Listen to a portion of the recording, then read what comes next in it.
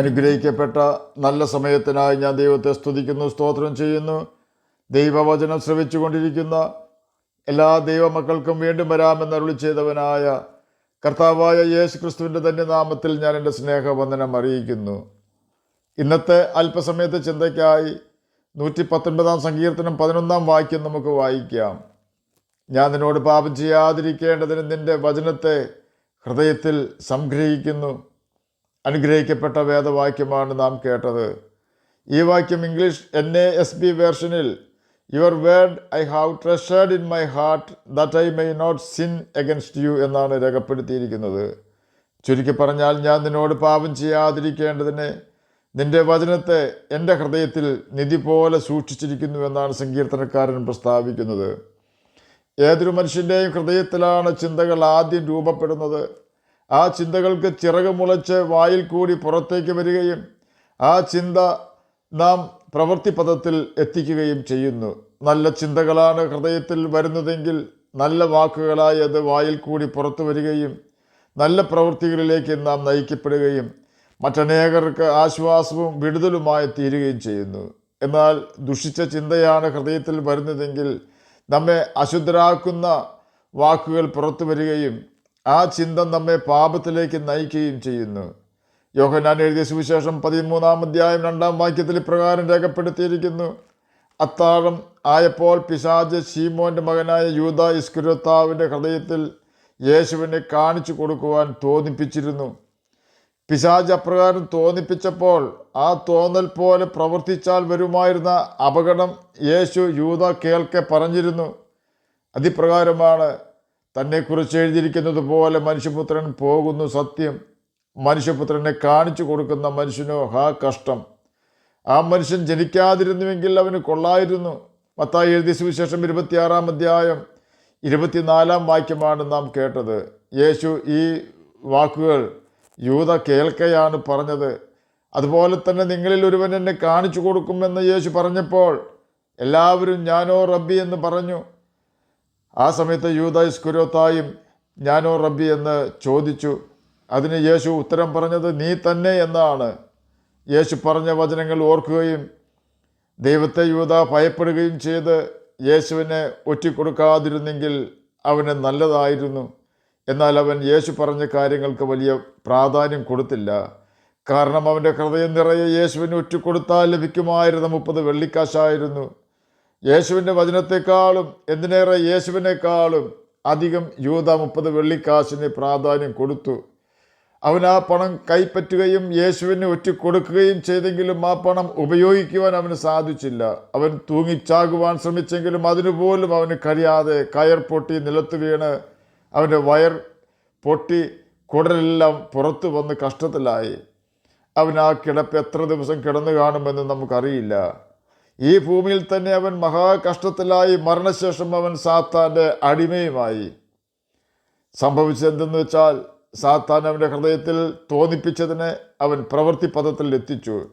എന്നാൽ യേശുവിൻ്റെ വചനങ്ങൾ അവൻ ഹൃദയത്തിൽ ശേഖരിച്ചു വെച്ചെങ്കിൽ ആ വചനം അവന് യേശുവിനെതിരെ ദോഷം പ്രവർത്തിക്കാതെ വണ്ണം രക്ഷിക്കുമായിരുന്നു.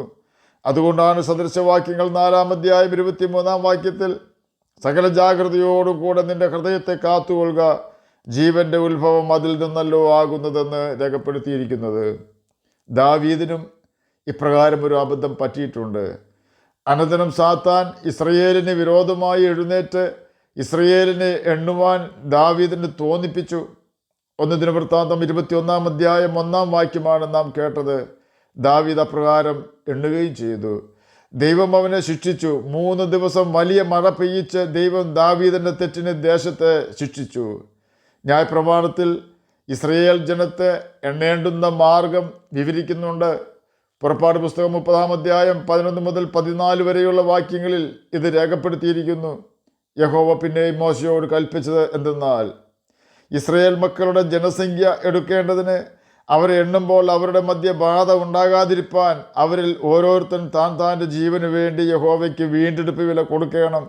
എണ്ണപ്പെടുന്നവരുടെ കൂട്ടത്തിൽ ഉൾപ്പെടുന്ന ഏവനും വിശുദ്ധ മന്ദിരത്തിലെ തുക പ്രകാരം 1/2 ശേക്കൽ കൊടുക്കണം. ശേക്കൽ എന്നാൽ 20 ഗേര. ആ 1/2 ശേക്കൽ യഹോവയ്ക്ക് വഴിപാടായിരിക്കണം. ദാവീദ് ഈ വ്യവസ്ഥ പാലിച്ചായിരുന്നില്ല ജനത്തെ എണ്ണിയതെന്ന് ചിന്തിക്കുന്നതിൽ തെറ്റില്ല. പുറപ്പാട് പുസ്തകം 30-ാം അധ്യായം 11 മുതൽ 14 വരെയുള്ള ദൈവത്തിൻ്റെ പ്രമാണം ദാവീദിൻ്റെ ഹൃദയത്തിൽ ഉണ്ടായിരുന്നെങ്കിൽ ആ പ്രമാണം ലംഘിക്കുവാൻ അവൻ ധൈര്യം കാണിക്കുകയില്ലായിരുന്നു. ഇപ്പോൾ ദാവീദ് പറയുകയാണ് 119-ാം സങ്കീർത്തനം 11-ാം വാക്യത്തിൽ കൂടി, ഞാൻ നിന്നോട് പാപം ചെയ്യാതിരിക്കേണ്ടതിന് നിന്റെ വചനത്തെ നിക്ഷേപത്തെ പോലെ എൻ്റെ ഹൃദയത്തിൽ സൂക്ഷിച്ചു വെച്ചിരിക്കുന്നുവെന്ന്. എന്നെ കേൾക്കുന്ന പ്രിയ ദൈവമകനെ, ദൈവമകളെ, കോടിക്കണക്കിന് സ്വർണ്ണ നാണയമോ അനവധി സമ്പത്തോ നമുക്കുണ്ടായാലും ദൈവവചനം നമുക്ക് തരുന്ന സംരക്ഷണം മറ്റൊന്നിൽ നിന്നും നമുക്ക് ലഭിക്കുകയില്ല. ജോൺ ബെനിയൻ എന്ന സുവിശേഷകൻ പറഞ്ഞിരിക്കുന്നത് ഇപ്രകാരമാണ്: ദൈവവചനം നമ്മെ പാപത്തിൽ നിന്ന് അകറ്റും, അതുപോലെ തന്നെ പാപം നമ്മെ ദൈവവചനത്തിൽ നിന്ന് അകറ്റും. മനുഷ്യനെ അശുദ്ധമാക്കുന്ന ചില കാര്യങ്ങളെക്കുറിച്ച് യേശു തൻ്റെ ശിഷ്യന്മാരെ പഠിപ്പിച്ചു. വായിൽ നിന്നും പുറപ്പെടുന്നതോ ഹൃദയത്തിൽ നിന്ന് വരുന്നു, അത് മനുഷ്യനെ അശുദ്ധമാക്കുന്നു. എങ്ങനെയെന്നാൽ ദുശ്ചിന്ത, കൊലപാതകം, വ്യഭിചാരം, പരസംഗം, മോഷണം, കള്ളസാക്ഷ്യം, ദൂഷണം എന്നിവ ഹൃദയത്തിൽ നിന്ന് പുറപ്പെടുന്നു. മനുഷ്യനെ അശുദ്ധമാക്കുന്നത് ഇതത്രേ. മത്തായി എഴുതിയ സുവിശേഷം 15-ാം അധ്യായം 18 മുതൽ 20 വരെയുള്ള വാക്യങ്ങളാണ് നാം കേട്ടത്. മനുഷ്യനെ അശുദ്ധരാക്കി നിത്യനരകത്തിൽ വീഴിക്കുന്ന കാര്യങ്ങളാണ് നാം കേട്ടത്. നമ്മുടെ ഹൃദയത്തിൽ നാം നിക്ഷേപത്തെ പോലെ ദൈവത്തിൻ്റെ പ്രമാണം സൂക്ഷിച്ചു വെച്ചാൽ നമ്മെ നിത്യനരകത്തിൽ വീഴ്ത്തുവാൻ തക്കവണ്ണം അശുദ്ധമാക്കുന്ന ഒരു അശുദ്ധ വികാരവും നമ്മുടെ ഹൃദയത്തിൽ വളരുകയില്ല. കാരണം നമ്മുടെ ഹൃദയത്തിലുള്ള ദൈവവചനം നമ്മുടെ ഹൃദയത്തിൽ വരുന്ന അശുദ്ധ വികാരത്തിൽ നിന്നും നമ്മെ രക്ഷിക്കുകയും നമ്മുടെ ഹൃദയം ശുഭവചനത്താൽ നിറയ്ക്കുകയും ചെയ്യും. അങ്ങനെ നമ്മുടെ ഹൃദയം വിശുദ്ധമായി സൂക്ഷിക്കപ്പെടും. നൂറ്റാണ്ടുകളായി അനേകം പാപികളെ മാനസാന്തരത്തിലേക്ക് തിരിക്കുന്ന പുസ്തകമാണ് ബൈബിൾ. ജീവനുള്ള സത്യദൈവവുമായി സത്യബന്ധം പുലർത്തുവാൻ നമ്മെ സഹായിക്കുന്ന പുസ്തകമാണ് ബൈബിൾ. നാം ബൈബിൾ പഠിക്കുന്നത് ബൈബിൾ പണ്ഡിതനാകുവാൻ വേണ്ടി ആകരുത്, കാരണം അത് നമ്മെ അഹങ്കാരികളാക്കി തീർക്കും. എന്നാൽ നാം ബൈബിൾ പഠിക്കുന്നത് അതിലെ സാൻമാർഗിക ചട്ടങ്ങളും കൽപ്പനകളും അനുസരിക്കുന്നതിന് വേണ്ടിയും ദൈവത്തെ കണ്ടെത്തേണ്ടതിന് വേണ്ടിയും ആയിരിക്കണം. എൻ്റെ കൽപ്പനകൾ അനുസരിക്കുന്നവർക്ക് ഞാൻ എന്നെ തന്നെ വെളിപ്പെടുത്തി കൊടുക്കുമെന്ന് യോഹന്നാൻ എഴുതിയ സുവിശേഷം 14-ാം അധ്യായം 21-ാം വാക്യത്തിൽ രേഖപ്പെടുത്തിയിരിക്കുന്നു. ആത്മീക ജീവൻ തരുന്നതിനും വിശുദ്ധി തരുന്നതിനും ദൈവവചനത്തിന് ശക്തിയുണ്ട്. എന്നോട് കേട്ട വചന നിമിത്തം നിങ്ങൾ ശുദ്ധിയുള്ളവരാകുന്നു എന്ന് യേശു ശിഷ്യന്മാരോട് പ്രസ്താവിച്ചത് ദൈവവചനത്തിൻ്റെ ശുദ്ധീകരണ ശക്തിയെ സൂചിപ്പിക്കുന്നു. യോഹന്നാൻ എഴുതിയ സുവിശേഷം 15-ാം അധ്യായം 3-ാം വാക്യത്തിൽ നമുക്കത് വായിക്കുവാൻ കഴിയും. വിശ്വാസികളെ ആത്മീകമായി പുതുക്കുവാനും പാപത്തിൽ മരിച്ച വ്യക്തികളെ വീണ്ടും ദൈവസാന്നിധ്യത്തിലേക്ക് മടക്കി വരുത്തുവാനും ദൈവവചനത്തിന് ശക്തിയുണ്ട്. നമ്മുടെ കഷ്ടതയിലും പ്രതികൂലങ്ങളിലും ദൈവവചനം നമുക്ക് ദൈവത്തിൻ്റെ കരുതലും ആശ്വാസവും ഉറപ്പു തരുന്നു. ദൈവവചനം നമുക്ക് നല്ല വഴികാട്ടിയാണ്. വചനം നമുക്ക് മാർഗനിർദ്ദേശങ്ങൾ തരുന്നു. നമ്മുടെ ഹൃദയത്തിന് വിശുദ്ധി തരുന്നത് ദൈവവചനമാണ്. ദൈവവചനം നമുക്ക് സന്തോഷവും സമാധാനവും പ്രത്യാശയും ധൈര്യവും തരുന്നു.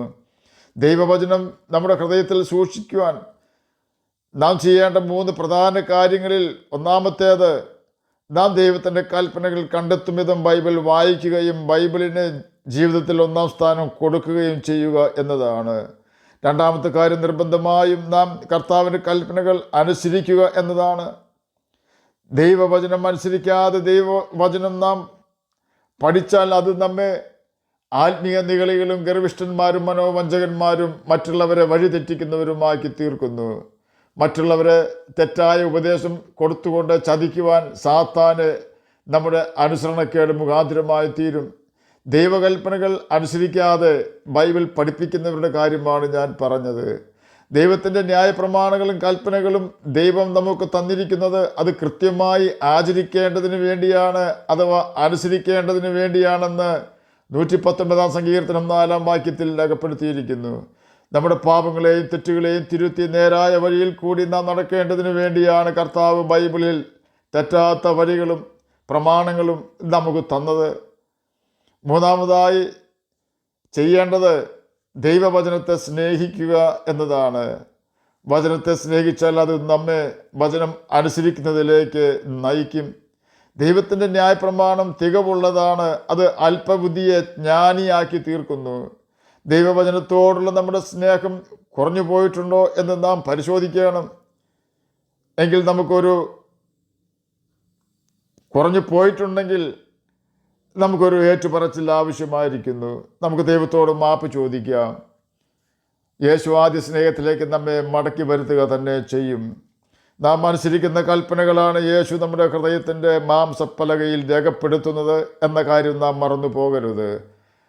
ഓർക്കുക, ഇത് നമ്മുടെ നിത്യജീവനെ ബാധിക്കുന്ന വിഷയമാണ്. ആകയാൽ നമുക്ക് ദൈവകൽപ്പനകൾ കണ്ടെത്തും വിധം ബൈബിൾ വായിക്കുകയും ദൈവകൽപ്പനകൾ കൃത്യമായി അനുസരിക്കുകയും ചെയ്തുകൊണ്ട് നിത്യജീവനവാസികളായി തീരാം.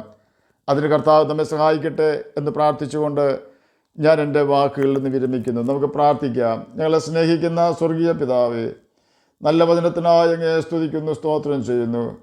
എന്നെ കേൾക്കുന്ന ഏതെങ്കിലും പ്രിയപ്പെട്ടവർ പാപത്തിൽ നിന്ന് രക്ഷപ്പെടുവാൻ സാധിക്കാതെ ബുദ്ധിമുട്ടുന്നെങ്കിൽ അങ്ങ് അവർക്ക് വചനം നൽകി കൊടുത്തുകൊണ്ട് പാപത്തിൽ നിന്നും മോചനം കൊടുക്കണമെന്ന് അടിയൻ പ്രാർത്ഥിക്കുന്നു. രോഗത്താൽ ഭാരപ്പെടുന്നവർക്ക് രോഗസൗഖ്യം കൊടുക്കണമേ.